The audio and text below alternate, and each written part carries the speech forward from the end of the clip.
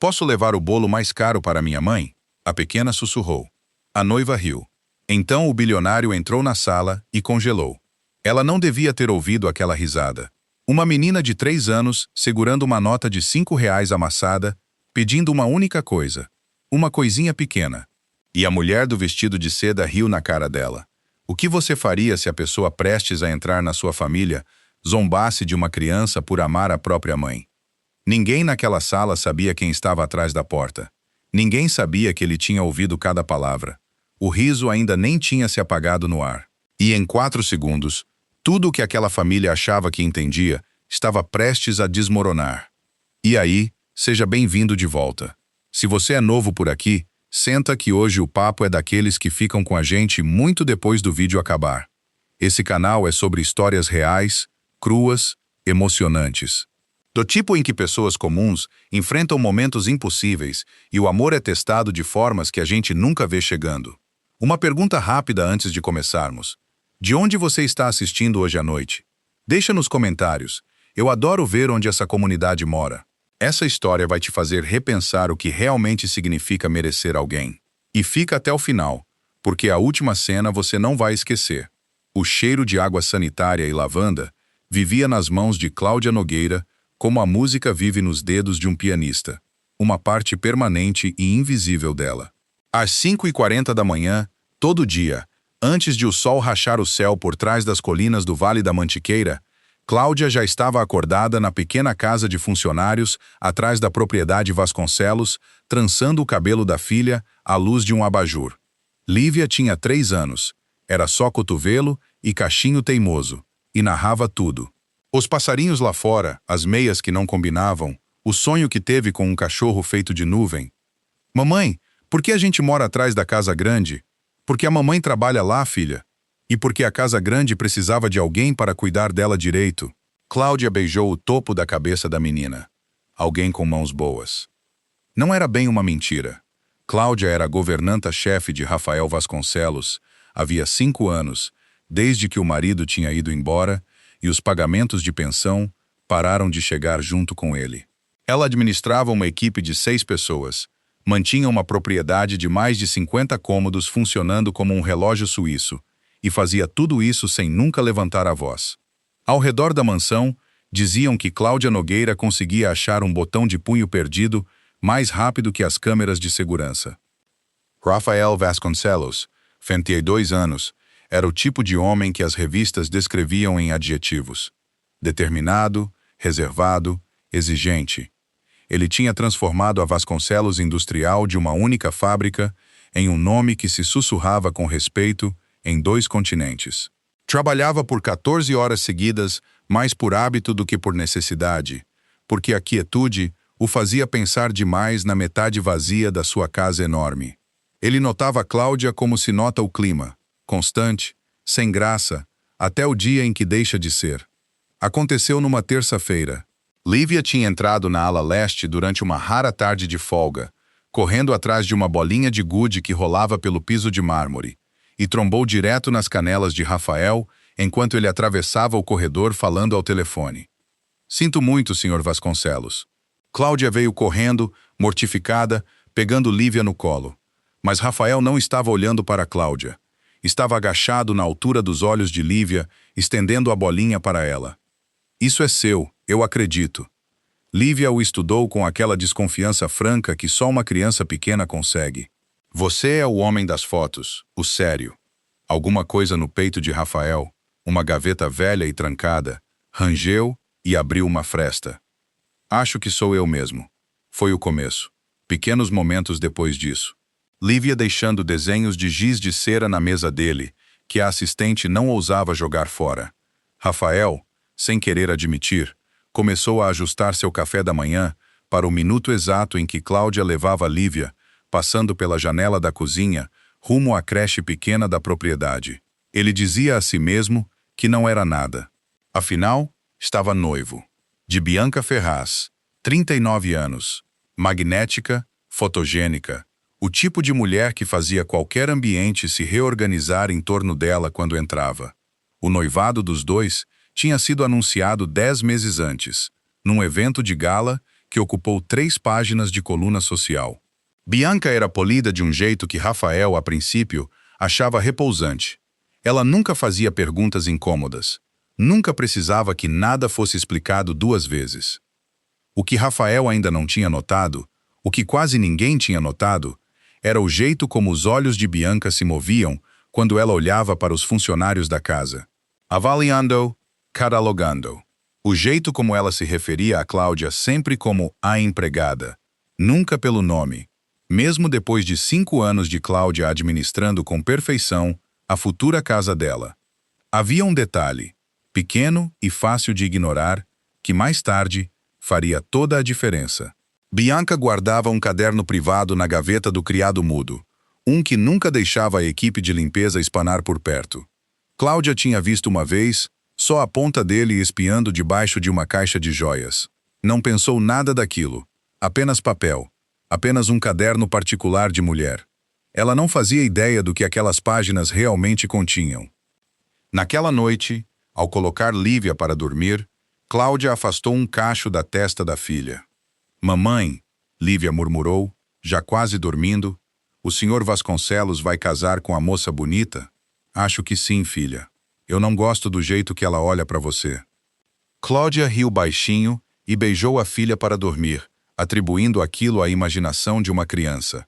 Você já ignorou um sinal de alerta vindo de alguém que menos esperava estar certo, só porque não queria acreditar? O planejamento do casamento consumiu a propriedade como um incêndio lento que ninguém queria admitir que estava se espalhando. Bianca tinha opinião sobre tudo: o florista, o quarteto de cordas, o mapa de mesas até o último centímetro, mas suas opiniões mais afiadas eram reservadas para os funcionários da casa e, cada vez mais, para Cláudia especificamente. Quero a ala leste repintada antes do jantar de noivado. Bianca disse a Rafael numa manhã, no café, sem tirar os olhos do tablet. Marfim, não branco gelo. Sua governanta fez errado da última vez. A Cláudia nunca cometeu esse erro antes. Rafael disse com calma.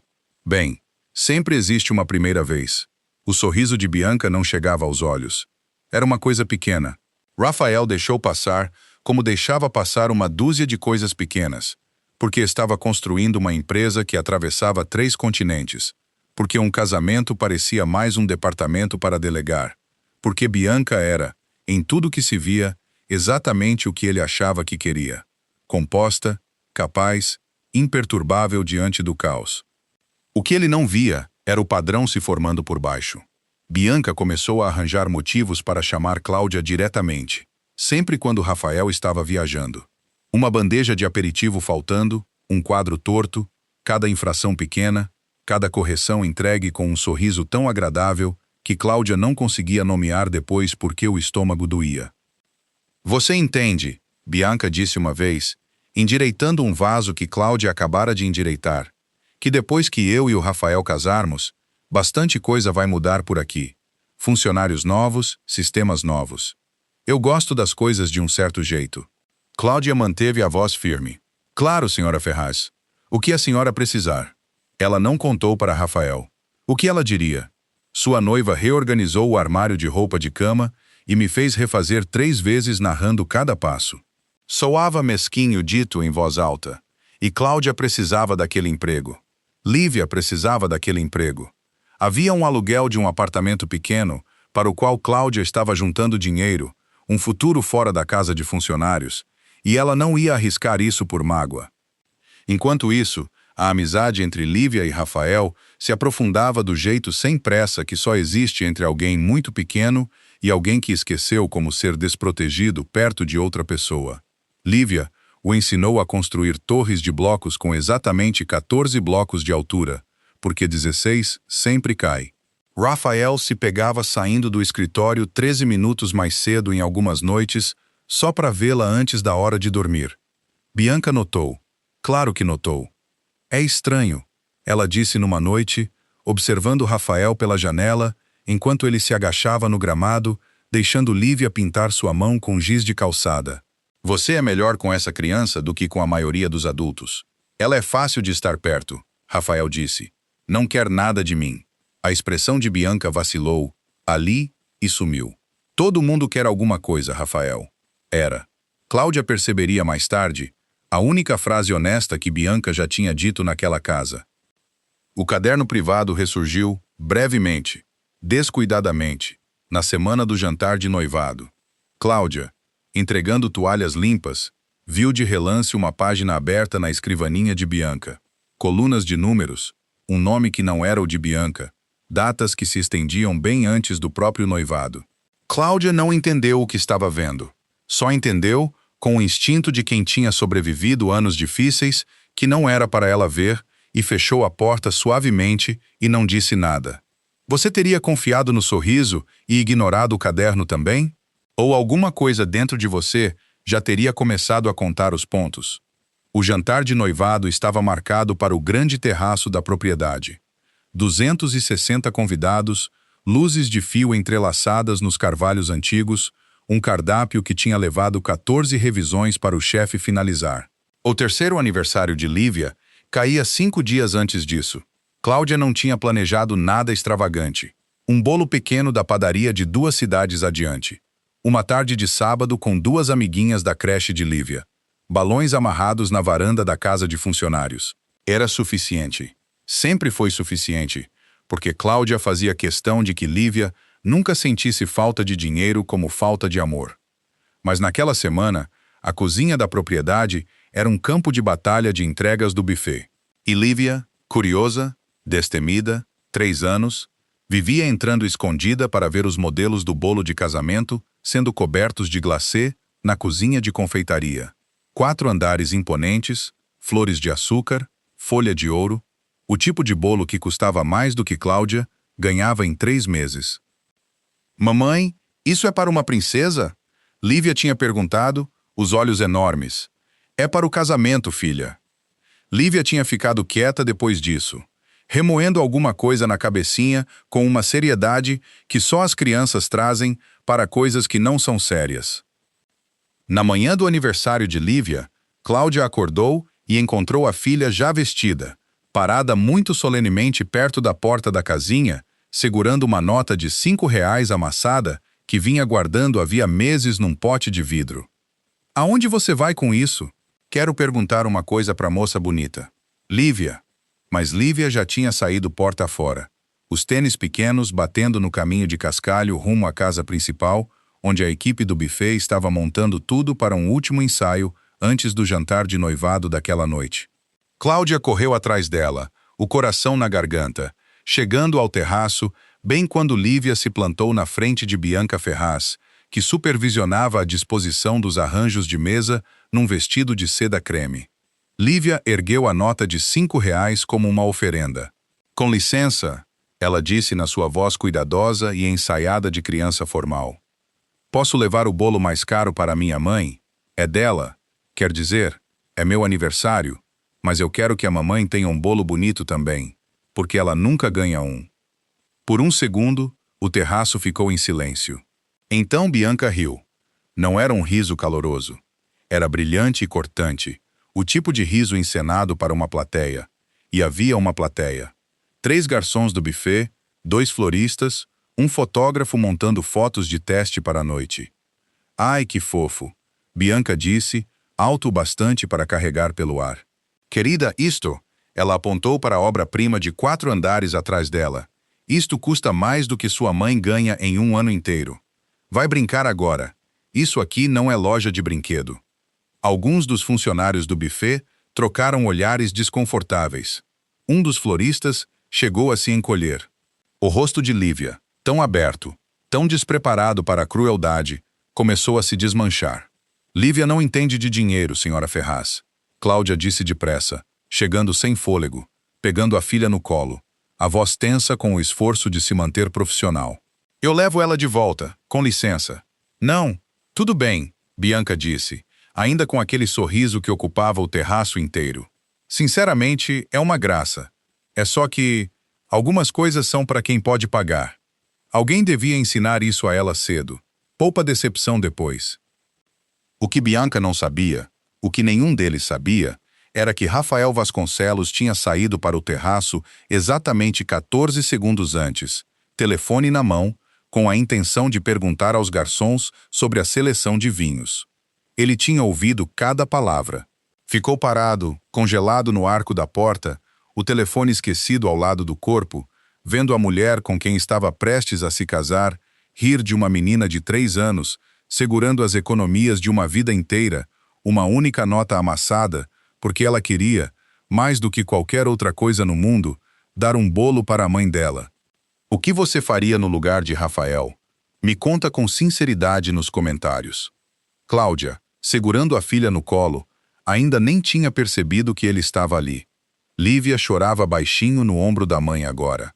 A nota ainda apertada no punho pequeno. Bianca se virou, viu Rafael, e a expressão dela se rearranjou em meio segundo. O sorriso se alargando, a voz suavizando. Rafael, eu só estava explicando para a pequena sobre o orçamento do bolo. É bem... Há quanto tempo? Rafael disse, e sua voz estava muito baixa. Você anda rindo das pessoas na minha casa? O jantar de noivado, claro, aconteceu mesmo assim. 260 convidados já estavam a caminho. Não havia versão daquela noite em que Rafael Vasconcelos detonasse publicamente o próprio noivado na frente de todo o círculo social da região. Ele era, acima de tudo, um estrategista, mas alguma coisa nele tinha ficado fria e clara, do jeito que fica bem antes de uma decisão que não se pode desfazer.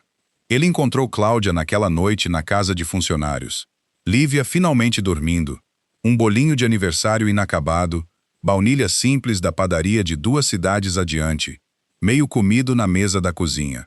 Sinto muito, ele disse, pelo que vocês duas passaram hoje. Isso nunca devia ter acontecido na minha casa. Cláudia, exausta e crua por dentro, endireitou a coluna mesmo assim. O senhor não precisa se desculpar por ela, senhor Vasconcelos. Não é seu trabalho. É exatamente meu trabalho. Ele olhou para o bolinho, para a nota amassada que Lívia se recusara a soltar mesmo dormindo, agora ao lado do prato dela. Você sabe o que aquele caderno na escrivaninha da Bianca realmente é? Cláudia ficou muito quieta. Eu vi uma vez, não olhei. Eu olhei. A mandíbula dele se tensionou. Hoje à noite, depois do jantar, mandei registrar. Pagamentos que remontam a 18 meses antes de a gente sequer ficar noivo. Para um homem chamado Ricardo Barbosa, meu ex-chefe de segurança. Ele suspirou devagar. Ela vem pagando alguém para monitorar a casa, a rotina dos funcionários, minhas reuniões, meus deslocamentos. Ainda não sei porquê, mas pretendo descobrir. As mãos de Cláudia esfriaram. Senhor Vasconcelos, eu não quero fazer parte de... Você já faz parte disso. Ele disse, sem maldade. Faz há 5 anos, só nunca deixou que isso importasse em voz alta para essa casa. Houve um longo silêncio. Lá fora, o vento se movia pelos carvalhos antigos. Hoje, Rafael continuou, mais baixo agora. Sua filha ofereceu a uma estranha uma nota por aquilo que ela mais queria no mundo. E a mulher com quem eu ia me casar zombou dela por isso. E sabe o que eu fiquei pensando, parado naquele arco? Fiquei pensando, em 5 anos, Cláudia, você nunca me pediu nada. Nem um aumento, nem um favor, nem uma desculpa. Você simplesmente aparecia todo santo dia e fazia essa casa fria parecer um lugar onde uma pessoa podia realmente viver. Os olhos de Cláudia arderam, e ela odiou que isso acontecesse. Eu precisava do emprego. Eu sei. E deixei que essa fosse a única razão pela qual eu pensava em você. Ele balançou a cabeça devagar. Esse foi meu erro, não o seu. Houve uma versão daquela noite em que Cláudia quase se deixou amolecer por completo. Quase se deixou acreditar que um homem como Rafael Vasconcelos podia ver uma mulher como ela como algo além de funcionária, além de conveniência. Mas velhos instintos a seguravam. Os mesmos que tinham mantido ela e Lívia a salvo por anos de homens que prometiam coisas que nunca cumpriam. O senhor devia ir, ela disse gentilmente. O que quer que esteja acontecendo com a Bianca, essa é a tempestade do senhor para enfrentar. Eu e a Lívia vamos ficar bem. Sempre ficamos. Rafael concordou com a cabeça e saiu. Mas na porta ele parou. Só para constar, ela vai ganhar o bolo mais caro daquela cozinha amanhã. Entregue aqui, nesta casinha. Não porque ela pode pagar, porque ela merece, e você também. Você já teve alguém enxergando em você a verdade que você mesma tinha parado de acreditar? A investigação avançou rápido. Assim que Rafael decidiu parar de fingir que não via, Ricardo Barbosa, o ex-chefe de segurança, foi encontrado em 4 dias. E sob a pressão calma e profissional da equipe jurídica de Rafael, ele falou: o que veio à tona foi mais feio do que Rafael estava preparado para enfrentar. Bianca Ferraz tinha conhecido Rafael há 23 meses, não por acaso, como a história do noivado contava, mas por meio de uma engenharia cuidadosa. 3 conhecidos em comum, 2 eventos de gala coincidentes, uma apresentação estrategicamente colocada, tudo arranjado depois que Bianca soube, por meio de um comentário descuidado de uma amiga em comum, que a Vasconcelos Industrial estava preparando discretamente uma fusão que triplicaria o valor da empresa em 3 anos. O caderno não era só vigilância, era construção de vantagem.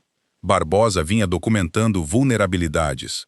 O relacionamento distante de Rafael com a segunda família do pai já falecido. Um processo antigo, há muito selado. Informações médicas privadas sobre um susto de saúde que Rafael tinha revelado só para 2 médicos e a irmã. Bianca vinha montando discretamente um dossiê, do tipo usado não exatamente para chantagem, mas como seguro. Do tipo que uma pessoa mantém pronto caso um acordo pré-nupcial precisasse ser renegociado sob pressão. Rafael ficou sentado com o relatório completo por muito tempo, sozinho no escritório. O fogo na lareira apagou até virar brasa. Ele pensou no terraço, na nota de R$ 5, em 5 anos de uma mulher que nunca lhe pedira nada.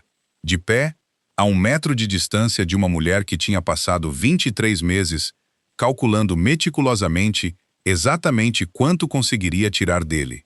O confronto, quando aconteceu, foi quase anticlimático. Bianca não chorou, não negou nada uma vez que as provas foram apresentadas.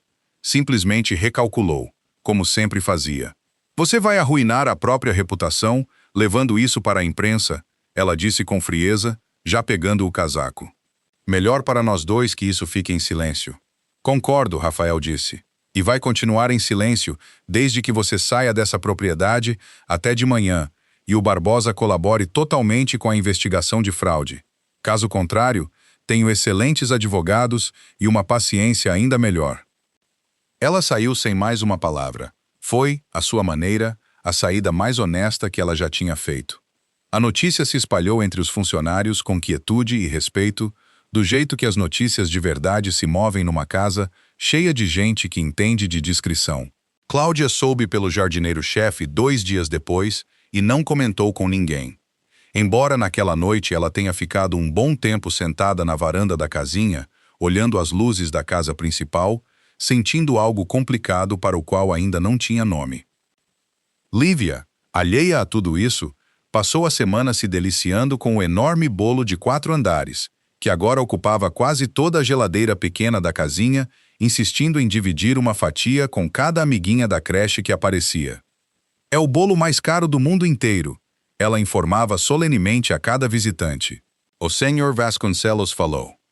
Cláudia quase cometeu o erro naquela semana de se retrair por completo, de decidir que o mais seguro era encolher de volta à invisibilidade, voltar a ser apenas funcionária antes que a esperança armasse outra armadilha. Ela quase pediu ao administrador da propriedade uma transferência para a propriedade menor de Rafael no interior, algum lugar quieto, onde não precisasse mais vê-lo pela janela da cozinha.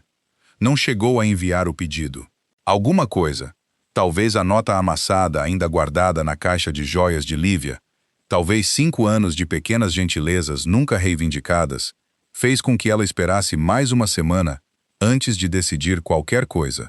Você já precisou reconstruir a confiança em si mesma antes de conseguir aceitá-la de alguém?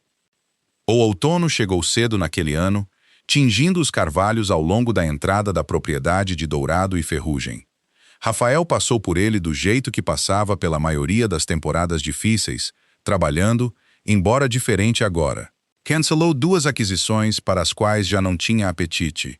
Teve uma conversa muito atrasada com a meia-irmã distante, aquela enterrada no dossiê de Barbosa, e descobriu, para sua surpresa, que ela vinha esperando anos por esse chamado. E toda noite, sem admitir bem para si mesmo o porquê, Ele arranjava motivos para estar perto da casinha por volta das 6, quando a van da creche deixava Lívia em casa. Foi Lívia, no fim das contas, quem forçou a conversa que nenhum dos dois adultos tinha coragem de começar. "Você vai casar com alguém novo?" Ela perguntou a ele de sopetão numa noite, sentada de pernas cruzadas na escada da varanda, comendo uma maçã com a concentração séria que só as crianças trazem para frutas. "Não sei", Rafael admitiu. "Você tem alguém em mente?" Lívia considerou aquilo com uma gravidade enorme. "A mamãe." "Lívia!" Cláudia, saindo com a roupa lavada, quase derrubou o cesto. Rafael riu.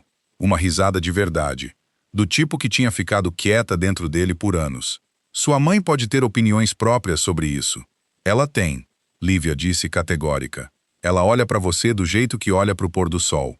Eu já vi." O rosto de Cláudia ficou vermelho. "Da boca dos pequenos", ela murmurou, mortificada, colocando o cesto no chão com mais força do que precisava. Mas Rafael não estava mais rindo. Estava olhando para Cláudia com a mesma atenção, sem defesa que costumava reservar só para a filha dela. "Ela não está errada, está?" ele disse baixinho. Não era bem uma pergunta. Cláudia poderia ter desviado. Tinha construído uma vida inteira de desvios cuidadosos, de nunca querer mais do que era seguro querer. Mas alguma coisa nos últimos 2 meses. A nota, o bolo, o jeito quieto com que Rafael reconstruiu a própria casa por dentro, sem pedir que ninguém o visse fazer isso.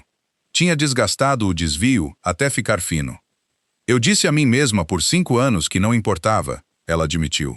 "Que era mais fácil não perceber. E agora? Agora estou cansada de fingir que não percebo coisas que são verdadeiras." Eles não apressaram nada. Essa foi a parte que mais importou depois, quando Cláudia contava a história para amigas que assumiam que um conto de fadas tinha acontecido da noite para o dia. Não aconteceu. Aconteceu devagar, deliberadamente, ao longo de um inverno de jantares de domingo, e Lívia dormindo no ombro de Rafael durante as sessões de cinema em casa, e Rafael, pela primeira vez em uma década, deixando alguém vê-lo tropeçar em alguma coisa sem precisar dominá-la na hora. Houve uma última complicação. Pequena, principalmente burocrática, mas importava para Cláudia. Rafael insistiu em reestruturar formalmente o cargo dela na propriedade antes de qualquer coisa romântica ser discutida publicamente, justamente para que ninguém pudesse sugerir que a posição dela tinha sido usada como moeda de troca. Ela manteve o título antigo por mais 6 meses, por princípio, mesmo depois de tudo entre eles já ter mudado.